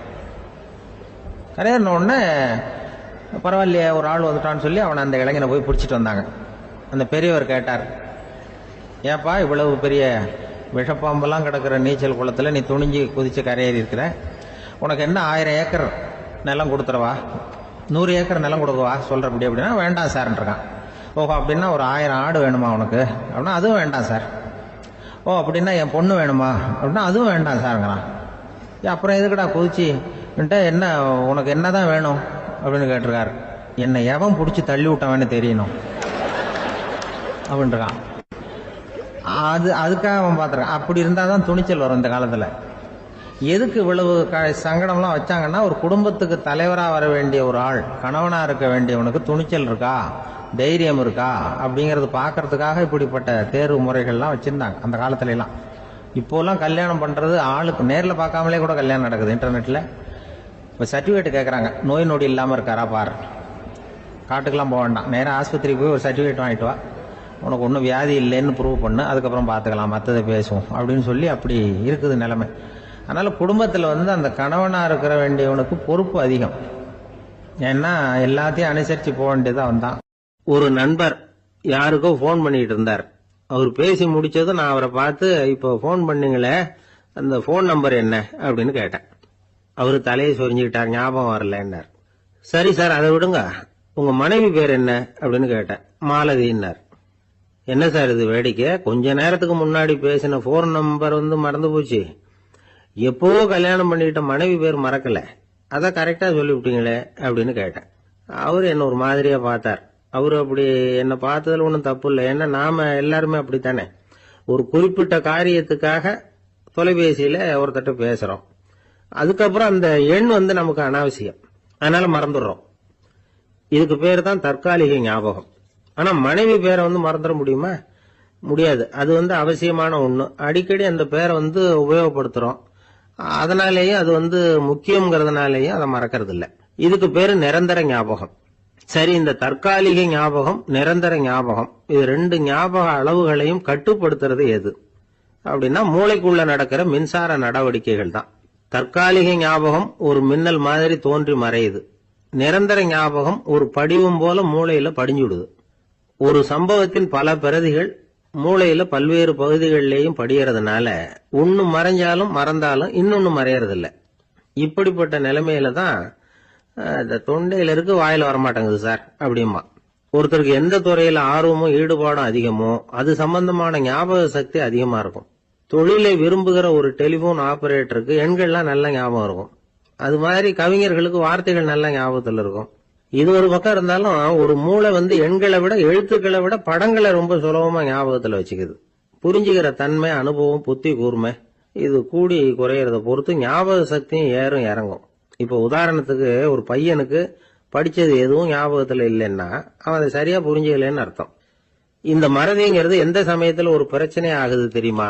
உங்களுக்கு வேண்டியப்பட்ட ஒருத்தரை ஞாயிற்றுக்கிழமை சாயந்தரம் சரியா 5 மணிக்கு கடற்கரைக்கு வர சொல்லிவிட்டு அந்த நேரத்தை மறந்துட்டா அது பரவாயில்ல, வர சொன்னதையே மறந்துட்டாதான் நிலைமை மோசம்னு அர்த்தம். இப்படி இருந்தா இது சிகிச்சை எடுத்துக்க வேண்டிய நிலைமைங்கிறத புரிஞ்சுக்கணும். ஆமா, இதுக்கும் மருந்து இருக்கு. ஆனா மூளை குறிப்பிட்ட அளவுக்கும் கீழே இயங்குறப்போ இன்னொன்னு சொல்லுவாங்க, இந்த நியூரோ டிரான்ஸ்மிட்டர் அப்படின்னு சொல்லுவாங்க. அப்படிங்கிற மூளை ரசாயனம் ரொம்பவும் குறைஞ்சு போறப்போ மட்டும்தான் உபயோகப்படும். டாக்டர் என்ன சொல்றாங்க தெரியுமா? மூளையை பொறுத்த வரைக்கும் அதுல ஞாபக சக்தி அதிகமா உள்ள மூளை, மறதி உள்ள மூளை அப்படின்னு ஒண்ணும் கிடையாது அப்படிங்கிறாங்க. நினைவு வச்சுக்கிறதுக்கு பயிற்சி அளிக்கப்பட்ட மூளை, பயிற்சியற்ற மூளை அப்படின்னு வேணும்னா சொல்லலாம் அப்படின்னு சொல்றாங்க. அதனால நம்ம ஞாபக சக்திங்கிறது நம்ம கிட்ட இருக்கிற பயிற்சி, முயற்சி இதை பொறுத்துதான் அமையும். ஒருத்தர் ஒரு பென்சிலை எங்கேயோ வச்சுக்கிட்டு தேடிக்கிட்டு இருந்தார். அப்புறம் என்னமோ தீவிரமா யோசனை பண்ணி அதை ஞாபகப்படுத்தி பாத்துக்கிட்டு இருந்தாராம். எதிரில் உட்கார்ந்து இருந்தவர் சொன்னார், பென்சிலை தானே தேடிட்டு இருக்கீங்க, அது உங்க வலது காதுல இருக்குது சார் அப்படின்னாராம் அவரு. இதுக்கு அவரு சொல்லியிருக்காரு, பென்சிலை வலது காதுல தான் வச்சிருக்கேங்கிறது எனக்கு நல்லா ஞாபகம் இருக்கு, ஆனா எது வலது காதுங்கிறது தான் மறந்து போச்சு அப்படின்னாராம். அவர் அதை தான் யோசிச்சுட்டு இருந்தார். இப்ப எப்படின்னா, ஒரு 600 வருஷத்துக்கு முன்னாடி மனுஷனுக்கு இருந்த நெருக்கடி இருக்கு பாருங்க. ஒரு 600 வருஷத்துக்கு முன்னாடி மனுஷனுக்கு எவ்வளவு நெருக்கடி இருந்ததோ அது போல 40 பங்கு இப்ப அதிகமாயிட்டு தான் கண்டுபிடிச்சு சொல்லியிருக்கிறாங்க. அவ்வளவு நெருக்கடிக்கு மத்தியில் நாம வாழ்ந்துகிட்டு இருக்கிறோம். ஒரு 600 வருஷத்துக்கு முன்னாடி என் தலையில 1 கிலோ வச்சுக்கிட்டு நின்னேன்னு வைங்க, இப்ப 40 கிலோ வச்சுக்கிட்டு நிக்கிறேன். அப்படி ஒவ்வொரு மனுஷனுக்கும் வாழ்க்கையில நெருக்கடி அதிகமா போச்சு. இந்த நெருக்கடியில முன்னாடிலாம் யாரோ ஒருத்தர் தான் தியானம் பண்ணுவாங்க. தியானம்னா ஒருத்தர் 2 பேர் காட்டுக்கு போய் தியானம் பண்ணிட்டு இருப்பாங்க 600 வருஷத்துக்கு முன்னாடி. இப்ப வீட்டுக்கு வீடு தியானம் நடக்குது. ஏன்னா அந்த அளவுக்கு வாழ்க்கையில ஒரு நிம்மதி வேணும் அப்படின்னு சொல்லி பண்ணிட்டாங்க. அதுக்குதான் இயற்கை கொடுத்துருக்கிற ஒரு இயற்கையான வைத்தியம் தான் சிரிப்புங்கிறது. இதை பத்தி பெரியவங்க எல்லாம் இப்ப ஆராய்ச்சி பண்ணிட்டு இருக்கிறாங்க. சிரிப்புங்கிறது நாம பிறந்து ஒரு 6 மாசத்துல தான் முதல் தடவையா விவரமா சிரிக்க ஆரம்பிக்கிறோமா. நம்ம பிறந்து 6 மாசத்துக்கு, அதாவது முதல் தடவை சிரிக்க ஆரம்பிக்கிறது ஒரு 6வது வாரம், 1.5 மாசத்துல தான் குழந்தை விவரமா சிரிக்க ஆரம்பிக்குது. அப்புறம் அப்படியே சிரிக்க ஆரம்பிக்கிறோம். அதெல்லாம் இப்ப கணக்கு எடுத்திருக்கிறாங்க. ஒரு குழந்தை ஒரு நாளைக்கு 200 தடவை சிரிக்குதான் ஒரு குழந்தை. பெரியவங்க எல்லாம் 15 தடவை சிரிக்கிறாங்களாம். 200 தடவை சிரிச்சுக்கிட்டு இருந்த நாம அப்படியே குறைஞ்சு 15 ஆயிட்டு. அதனாலதான் இருதய நோயெல்லாம் வருது, ஹார்ட் அட்டாக் எல்லாம் வருதுன்னு கண்டுபிடிச்சிருக்கிறாங்க. 200 சிரிப்புக்கு அது இயல்புத்தன்மை, மனுஷனுடைய இயல்புத்தன்மை சிரிக்கிறது. அதுக்கு ஜோக்கே தேவைப்படாது. ஆனா இப்ப காலங்காலமா நாம என்ன போதிக்கப்பட்டு வந்திருக்கிறோம்னா, சிரிப்புங்கிறது ஒரு பாவமான செயல். ஒரு முதலாளிக்கு முன்னாடி தொழிலாளி சிரிச்சா மரியாதை குறைச்சல், ஒரு கணவனுக்கு முன்னாடி மனைவி சிரிச்சா மரியாதை குறைச்சல், அது மாதிரி ஒரு வாத்தியாருக்கு முன்னாடி பையன் சிரிச்சா மரியாதை குறைச்சல், ஒரு ஆபீசருக்கு முன்னாடி பியூனு சிரிச்சா மரியாதை குறைச்சல், இப்படின்னு சொல்லி சிரிப்புங்கிறது ஏதோ மரியாதை குறைவான செயல்னு காலங்காலமா நாம போதிக்கப்பட்டு வந்திருக்கிறோம். இப்ப மரபு ரீதியாவே அந்த சிரிப்பு நம்மகிட்ட சிறைப்பட்டு இருக்குதான், அடங்கி போச்சு. அந்த சிறைப்பட்டு இருக்கிற சிரிப்பை வெளியில கொண்டு வர்றதுக்கு தான் ஜோக்குன்னு ஒரு சாவியை போட வேண்டியிருக்கு. வேற இந்த ஜோக்குக்கும் சிரிப்புக்கும் சம்பந்தம் இல்லை. அதை ஏற்கனவே இருக்கிறத வெளில கொண்டு வரதுக்கு ஒரு சாவி மாதிரி உபயோகப்படுதுன்னு இப்ப அதை பத்தி ஆராய்ச்சி பண்றவங்க எல்லாம் சொல்றாங்க. ஏன்னா சிரிப்புக்கு ஜோக்கு தேவைப்படாது. இப்போ ஒரு குழந்தை தொட்டில படுத்திருக்குன்னு வைங்களேன், குழந்தை தொட்டில இருக்கு, அது முகத்துக்கிட்ட போய் ஒரு கிளுகிழுப்பை ஆட்டுங்க சிரிக்கும். அந்த கிளுகிழுப்பை சத்தமே சிரிக்க வைக்கிறதுல அதுதான் மனுஷனுடைய இயல்புத்தன்மை. அது என்ன ஜோக்காது? சத்தம். ஒரு கிளுகிழுப்பையை கொண்டு போய் குழந்தை முகத்துக்கிட்ட ஆட்டினா சிரிக்குதே, அதுதான் இயல்புத்தன்மை. அதே கிளுகிழுப்பையை ஒரு தாத்தா மூஞ்சிட்டு ஆட்டுங்க, கோவம் வந்துடும், அடிக்க வருவார். என்னடா விளையாட்டு இது அப்படிமாரு. ஏன்னா அவர் சிரிச்சுக்கிட்டு இருந்தவர், அப்படி இருந்தவர் ஒரு காலத்துல. ஒரு கிளுகிழுப்பைக்கு சிரிச்சவர் ஒரு காலத்துல இப்ப கோவப்படுறாருன்னா அந்த அளவுக்கு நம்ம மாறி போயிட்டே வந்துட்டு இருக்கிறோம். அதனால அந்த இயல்புத்தன்மை மாறாம இருக்கணுங்கிறது ரொம்ப முக்கியம். அதுக்காக எல்லாரையும் குழந்தையாக்க முடியாது. மனுஷன் எல்லாரும் இனிமே வயசுங்கிறது கூட ஆகிட்டே தான் இருக்கும். அதுக்காக குறைச்சிக்கிட்டே போக முடியாது. அதுக்கு யாராவது மருந்து கண்டுபிடிச்சாதான் உண்டு. ஆனா ஒருத்தர் மருந்து கண்டுபிடிச்சாராம், சொல்லுவாங்க. ஒரு டாக்டர் வந்து ஒரு மாத்திரை கண்டுபிடிச்சாராம். ஒரு மாத்திரை சாப்பிட்டா ஒரு வயசு குறையும், ஒரு மாத்திரை சாப்பிட்டா ஒரு வயசு குறையும் அப்படின்னு ஒரு மாத்திரையை கண்டுபிடிச்சிருக்காரு. ஒரு பாட்டி அம்மா 90 வயசு பாட்டி அது போயிருக்கு. அதே டாக்டர்கிட்ட போய், ஐயா எனக்கு ஒரு பாட்டில் மாத்திரை கொடுங்க, இந்த வயசு குறையிற மாத்திரை அப்படின்றது. அவர் ஒரு பாட்டில் கொடுத்தாரு மாத்திரை. பாரும்மா பாட்டியம்மா, ஒரு மாத்திரை சாப்பிட்டா ஒரு வயசு குறையும், எடுத்துகிட்டு போகணும்னு கொடுத்துருக்காரு டாக்டர். அந்த 90 வயசு பாட்டி எடுத்துகிட்டு வீட்டுக்கு வந்துட்டு மறுநாள் அதே டாக்டர்கிட்ட போயிருக்கு. 30 வயசு பொண்ணா போச்சான். 30 வயசு பொண்ணா மாறி அதே டாக்டர்கிட்ட போயிருக்கு. இடுப்பில் ஒரு கை குழந்தை, அது சட்டை கட்ட போடாமல் கட்டவரில் வாயில் வச்சுட்டு உட்காந்துருக்கு. நேராக டாக்டர்கிட்ட போய், டாக்டர் நேற்று வந்தேன், ஏதோ ஒரு மாத்திரை சாப்பிட்டா ஒரு வயசு குறையுன்னீங்க, நான் ஏதோ ஒரு ஆர்வத்தில் ஒரு 30-40 மாத்திரை சாப்பிட்டேன், இப்படி ஆயிட்டேன் அப்படின்னு. இப்போ டாக்டர் சொல்லியிருக்காரு, இதுக்கு ஏமா வருத்தப்படுற, எல்லாரும் வந்து வயசு குறையணும்னு தான் நினைக்கிறாங்க, உனக்கு வயசு குறைஞ்சிட்டுது, நீ சந்தோஷப்படு, இதுக்கே மறுபடியும் என்னட்ட வந்திருக்கிற அப்படின்னாரான் டாக்டர். அப்போ அந்த அம்மா சொல்லிச்சான், என்னை பற்றி பரவாயில்ல டாக்டர், என் இடுப்பில் பாருங்க கை குழந்தை, இது சட்டை கிட்ட போடாமல் உட்காந்துருக்கு, கட்டவரில் வேலை வச்சுட்டு உட்காந்துருக்கு, இது ரொம்ப ஆர்வத்தில் ஒரு 70 மாத்திரையை சாப்பிட்டு விட்டுது, இது என் வீட்டுக்காரரு. இவர் வந்து இடுப்பு விட்டு கீழே இறங்க மாட்டேங்கிறாரு. நான் எதையாவது கொடுத்து இனிமேதான் வயசை கூட்டி இறக்கி விடுவேன் டாக்டர் அப்படின்னு தான். அவர் வந்து ஏதோ நமக்கு இதுக்கும் சம்மந்தம் இல்லைங்கிறது மாதிரி கட்டாரில் வச்சுட்டு அவர் பாட்டு உட்காந்துருக்காரு. ஏதோ நமக்கு இந்த உலகமே இல்லை, நமக்கு சம்மந்தம் இல்லைங்கிற மாதிரி உட்காந்துருக்காரு. இப்படியே நான் தூக்கிட்டு எங்கே அலையிறது அப்படின்னு தான். அதனால வந்து வயசை குறைக்கிறது இயற்கைக்கு விரோதமாக நாம் பண்ண முடியாது. ஆனால் இந்த இயல்பு தன்மை மாறாமல் வச்சுக்கலாம். குழந்தை மாதிரி மாற முடியாதே தவிர அந்த குழந்தை தன்மையோடு வாழறதுக்கு கற்றுக்கணும். அதுதான் வாழ்க்கையில் இன்பமாக வாழறதுக்கு வழி. குழந்தை தனமாக இருக்கக்கூடாது, குழந்தை தன்மையோடு இருக்கணும்னு சொல்லுவாங்க. குழந்தை தன்மைங்கிறது வேற, குழந்தை தனம்ங்கிறது வேற. அப்படி ஒரு மாத்திரை கண்டுபிடிச்சிட்டா இப்போ யாராவது ஒருத்தவங்க இடுப்பில் குழந்தைய தூக்கிட்டு போனால் போய் கேட்கணும், ஏம்மா இது ஏன் வீட்டுக்காரரா உன் குழந்தையா அப்படின்னு கேட்டு அதுக்கப்புறம் அவருக்கு வணக்கம் சொல்லணும். இப்படிலாம் ஆகிடும் நிலைமை. இயற்கையை வந்து நம்ம மாற்ற முடியாது, அதுக்கு தகுந்தாப்புல தான் நாம் வந்து பண்ணணும்.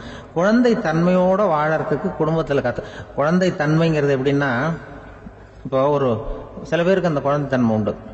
ஒரு வீட்டில் ஒரு புள்ள படுத்திருக்கு, அம்மா வந்து எழுப்புறாங்க, காலேஜுக்கு நேரமாச்சு எழுந்திருப்பா, காலேஜுக்கு நேரமாச்சு எழுந்திருப்பா அப்படின்ற. அந்த அம்மா அந்த புள்ள சொல்லியிருக்கு, ஐயோ எனக்கு காலேஜுக்கு போகிறதுக்கு பிடிக்கலம்மா, என்னை வந்து தொந்தரவு பண்ணாத, காலேஜுக்கு போகிறதுக்கு எனக்கு பிடிக்கல அப்படின்னு தான்.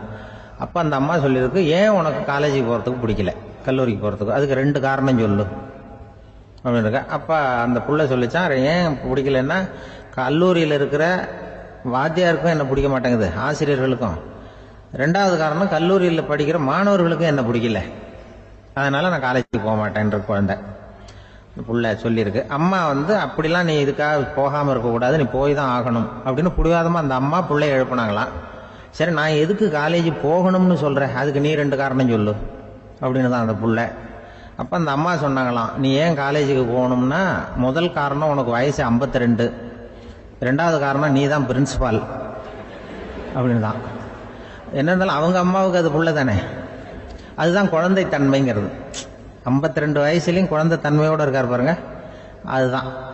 அதுதான் அந்த குழந்தை தன்மையோடு வாழறது தான் வெற்றிக்கு வழின்னு சொல்லுவாங்க. ஆபீஸ்ல வேலை பார்க்குற ஒருத்தர் வந்தார். பேசாம ஒரு 10 நாள் லீவ் போட்டுடலாமா பாக்குறேன் அப்படின்னார். ஏன்னு கேட்டோம். என்னுடைய மேலதிகாரி ஒரு முசுடு சார், அவர்கிட்ட வேலை பார்க்கறது ரொம்ப கஷ்டமா இருக்குது அப்படின்னார். ஆபீஸ்ல வேலை பார்க்கறவங்க எல்லாம் ஒரு விஷயத்த நல்லா ஞாபகத்துல வச்சுக்கணும். மேலதிகாரிங்கிறவர் ஒரு பெரிய மகான் இல்ல, அவரும் ஒரு மானிட பிறவிதான். சராசரி மனுஷனுக்குள்ள பலம் பலவீனம் 2ம் அவருக்கும் உண்டு. அதனால அவரை கொஞ்சம் அனுசரிச்சு போறதுக்கு பழகிறது தான் நல்லது. மேலதிகாரிகள்ல பல வகை உண்டு. அதுல முக்கியமா 3 வகை. அதுல ஒரு வகை எப்படி தெரியுமா, உங்களை வந்து ஒரு வேலை செய்யற மெஷினா மட்டுமே நினைக்கக்கூடிய வகை. இவங்கெல்லாம் எப்படின்னா, எங்கேயாவது வெளியூர் போயிருந்தா கூட அங்கிருந்து போன் பண்ணுவாங்க, அந்த வேலை என்னாச்சு இந்த வேலை என்னாச்சு அப்படின்னு. இவங்களுக்கெல்லாம் உங்க நலனை பத்தியோ உங்க குடும்பத்தை பத்தியோ அக்கறை இருக்காது. நீங்க சொல்ற யோசனை எதுவும் இவங்க கிட்ட எடுபடாது. கொடுத்த வேலையை பாரு, நீ எனக்கு புத்தி சொல்ல வேணாம் அப்படிம்பாங்க. இவங்களை அனுசரிச்சு போறதுக்கு ஒரே வழி, இவங்க எதை சொன்னாலும் சரின்னு சொல்லிவிட்டு வேலையை கவனிக்க வேண்டியதுதான். இவங்க கிட்ட வேற எந்த கேள்வியும் கேட்டுக்கிட்டு இருக்கக்கூடாது. ஆமா சாமி போடுறது கௌரவ குறைச்சல் இல்ல, அது ஒரு அலுவலக சௌகரியம், அவ்வளவுதான். இன்னொரு வகையான மேலதிகாரிகள் எப்படி தெரியுமா, இவங்கெல்லாம் ஆபீஸ் வேலையை பத்தி அதிகமா கவலைப்பட்டுக்கிட்டு இருக்க மாட்டாங்க. தங்களுடைய சொந்த இமேஜ் பாதிக்கப்படக்கூடாதுங்கிறதுலயே கவனமா இருப்பாங்க. இவங்கெல்லாம் அடிக்கடி உங்க நலனை விசாரிப்பாங்க. அதே மாதிரி நீங்களும் அவரை விசாரிக்கணும்னு எதிர்பார்ப்பாங்க. இந்த ரக அதிகாரிகளுக்கெல்லாம் புது வருட வாழ்த்து அனுப்பலாம், பிறந்த நாள் வாழ்த்து அனுப்பலாம். அவருக்கு எங்கேயாவது ஒரு பாராட்டு விழா நடந்தா முதல் வரிசையில போய் உட்காந்து உங்க முகத்தை காட்டலாம். ஆபீஸ் வேலையை மட்டுமே பார்க்கிற பணியாளர்கள் இது மாதிரி அதிகாரிகள் கிட்ட நல்ல பேர் வாங்க முடியாது. இன்னொரு வகையான மேலதிகாரிகள் உண்டு. அவங்க எப்படின்னா ஆபீஸ் வேலையை பத்தியும் கவலைப்பட மாட்டாங்க, தனக்கு கீழே வேலை பார்க்கறவங்கள பத்தியும் கவலைப்பட மாட்டாங்க. எக்காரணம் கொண்டும் தன்னுடைய பொசிஷனுக்கு ஆபத்து வந்துடக்கூடாதுன்னு நினைக்கக்கூடியவங்க இவங்க. இவங்களால கடுமையான வேலை செய்யவும் முடியாது, தீர்மானிக்கவும் முடியாது. எந்த முடிவையும் எடுக்காம அப்படியே தள்ளி போட்டுக்கிட்டே போடுவாங்க எல்லாத்தையும். இதனால என்ன ஆகும்னா இவருக்கு கீழே வேலை பார்க்கிற உங்களுக்கு பொறுப்பு அதிகமாயிடும். இவங்க கிட்ட போய் பிரச்சனையை மட்டும் சொல்லி பிரயோஜனம் இல்லை, அதுக்கான முடிவுகளை நீங்களே சொல்லணும். அப்பதான் இது மாதிரி அதிகாரிகள் கிட்ட நல்ல பேர் வாங்கலாம். அட்லீஸ்ட் கெட்ட பேர் வாங்காமலாவது காலம் தள்ளலாம். ஆபீஸ்ல வேலை பார்க்கறவங்க முக்கியமா சில விஷயங்களை ஞாபகத்துல வச்சுக்கணும். ஆபீஸ்ல நடக்கிற நல்லது கெட்டது எதுவா இருந்தாலும் உடனடியா மேலதிகாரி கிட்ட தெரிவிக்கிறது நல்லது. மூன்றாவது மனிதர் மூலமா அதை அவர் தெரிஞ்சுக்கிறது அவ்வளவு நல்லது இல்லை.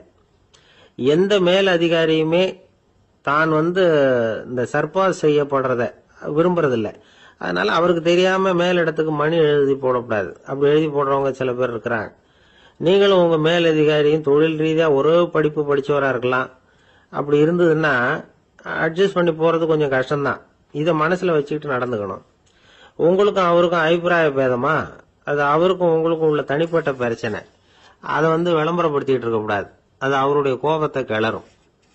உங்க மேலதிகாரி உங்க கூட படிச்சவரா இருக்கலாம். அதுக்காக அவர் எல்லாருக்கும் முன்னாடி அடைய கிச்சாமி எப்படிடா இருக்க அப்படின்லாம் கேட்டுக்கிட்டு இருக்க கூடாது. பொதுவா யாரும் அதை விரும்புறதில்ல. இவ்வளவையும் உங்க மனசுல வச்சுக்கிட்டு கொஞ்சம் சாமர்த்தியமா நடந்துகிட்டீங்கன்னா ஆபீஸ் உங்களுக்கு அவஸ்தையா இருக்காது, ஆனந்தமா இருக்கும். ஒரு மேலதிகாரி தன்கிட்ட வேலை பார்க்கிற ஒருத்தரை பத்தி ரொம்ப பெருமையா சொன்னாராம். எங்க ஆபீஸ்ல எவ்வளவோ பேர் வேலை பார்க்கறாங்க, எல்லாரும் தினமும் ஏதாவது பிரச்சனைகளை சொல்லிட்டு இருப்பாங்க. ஆனா இவர் ஒருத்தர் மட்டும்தான் இது வரைக்கும் என்கிட்ட எந்த பிரச்சனையும் சொன்னதே இல்லை. அவர் பாட்டுக்கு வருவார், வேலை பார்ப்பார், போயிடுவார் அப்படின்னாராம். நான் உடனே அவ்வளவு பெருமைக்குரிய அந்த ஊழியரை பார்த்து கேட்டேன், ஏன்பா உன்னுடைய மேலதிகாரி கிட்ட நீ எந்த பிரச்சனையும் கொண்டுகிட்டு போறதே இல்லையாமே அப்படின்னு கேட்டேன். அதுக்கு அவர்